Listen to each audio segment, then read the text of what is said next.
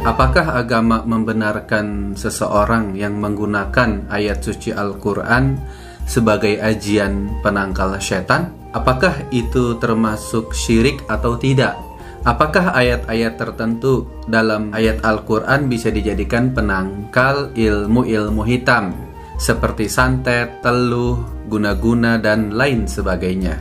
Kalau bisa, ayat berapa dan surat berapa yang paling dahsyat? Pernahkah para sahabat atau ulama salaf mengamalkannya? Dari Ahmad Sulaiman di Medan.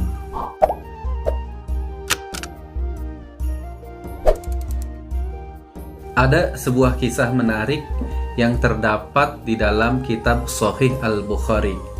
Seorang sahabat bernama Abu Hurairah radhiyallahu anhu pernah diamanati oleh Rasulullah Shallallahu alaihi wasallam untuk menjaga barang zakat fitrah yang berupa gandum.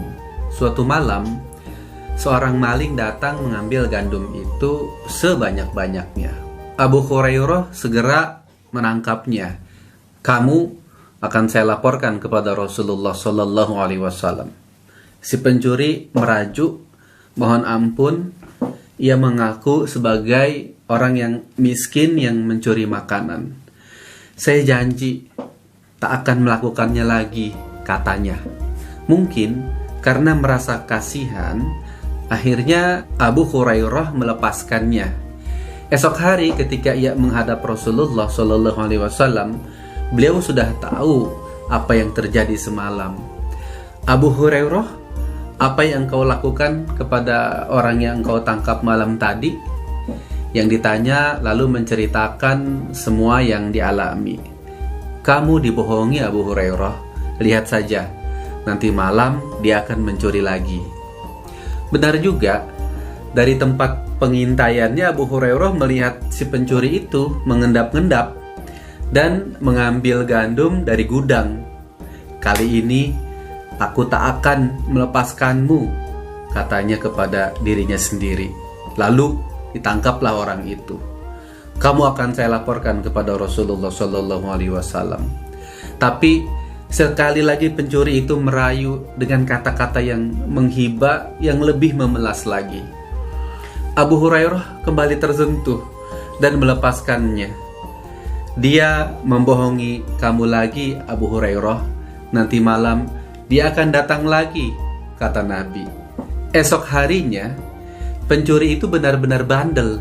Seperti yang dikatakan Rasulullah Shallallahu alaihi wasallam, dia mencuri lagi malam itu. "Tidak ada ampun lagi bagimu," kata Abu Hurairah kepada dirinya sendiri, gemas. Namun ketika ditangkap, sang pencuri mengeluarkan jurus lain.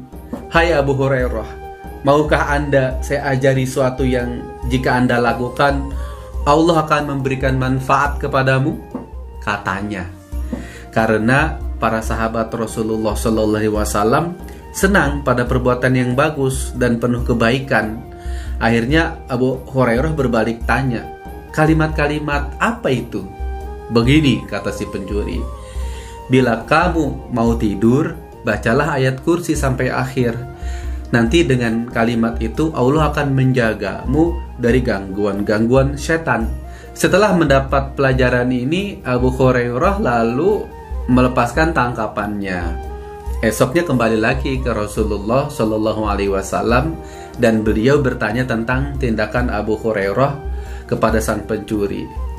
"Dia, si pencuri tadi, mengajari aku tentang satu kalimat yang ternyata adalah ayat kursi. Pencuri itu bilang, bila saya membaca ayat ini, maka Allah akan menjaga aku dari gangguan-gangguan setan," jawab Abu Hurairah. Rasulullah Shallallahu alaihi wasallam berkata, "Hai Abu Hurairah, apa yang diucapkannya itu betul, meski pencuri itu pembohong." Beliau lalu bertanya, "Tahukah kamu siapa yang datang tadi malam dan malam-malam sebelumnya itu?" Abu Hurairah menjawab, "Jujur, tidak tahu, wahai Rasulullah." Nabi bersabda, "Dia itu adalah setan." Itulah sepenggal kisah yang menurut para ulama sahih atau valid adanya. Riwayat ini menunjukkan bahwa jika membaca ayat kursi saat menjelang tidur, kita akan dijaga oleh Allah dari gangguan-gangguan setan dan sebangsanya. Ayat ini juga dapat dijadikan sebagai perisai diri dalam rangka meminta perlindungan kepada Allah dari gangguan ilmu-ilmu yang dilakukan oleh setan, seperti santet, teluh, guna-guna, dan sebagainya. Lebih dari itu, ayat ini dapat pula dimanfaatkan untuk mempertahankan diri atau membela diri dari kemungkinan diganggu setan, baik yang berbentuk jin atau manusia. Yang namanya setan itu memang tidak selamanya berupa makhluk halus. Manusia dan jin yang tidak taat kepada Allah dapat juga disebut setan. Memang benar pelajaran tadi berasal dari setan, tapi substansinya sudah dibenarkan oleh Rasulullah SAW. Jadi untuk pertanyaan, apakah ada ayat Al-Quran yang dapat dijadikan sebagai penangkal ilmu-ilmu hitam seperti santet, teluh, dan sejenisnya? Jawabannya ada, yaitu ayat kursi yang sudah terkenal itu, yang terdapat pada bagian awal juz 3 Al-Quran, persisnya surat Al-Baqarah ayat 255. Ini juga menempati tempat terhormat sebagai ayat yang paling agung. Dalam sebuah hadis sahih riwayat Imam Ahmad, Rasulullah SAW ditanya para sahabat tentang ayat yang paling agung. Ya Rasulullah, ayu ayatin fil Qur'ani a'zam? Qala ayatul kursi. Seorang sahabat bertanya, wahai Rasulullah, ayat apakah yang paling agung dalam Al-Quran? Rasulullah SAW menjawab, ayat kursi. Jadi, bukan hanya ulama salaf, para sahabat juga menggunakan ayat kursi sebagai penangkal dari gangguan setan. Tidak mungkin Rasulullah SAW mengajarkan sesuatu yang dapat mengarah kepada perbuatan syirik. Selain ayat kursi, ada 2 ayat terakhir surat Al-Baqarah juga punya fadilah atau khasiat khusus. Rasulullah SAW bersabda, man qara'a bil ayataini min akhiri suratil Baqarah fi lailah kafatah. Barang siapa membaca 2 ayat terakhir surat Al-Baqarah pada waktu malam, maka ayat ini akan mencukupkan kepada orang tersebut. Hadis tadi termasuk hadis sahih dan para ulama sepakat mengenai kesohihannya karena tercantum di dalam kitab Sahih Al-Bukhari.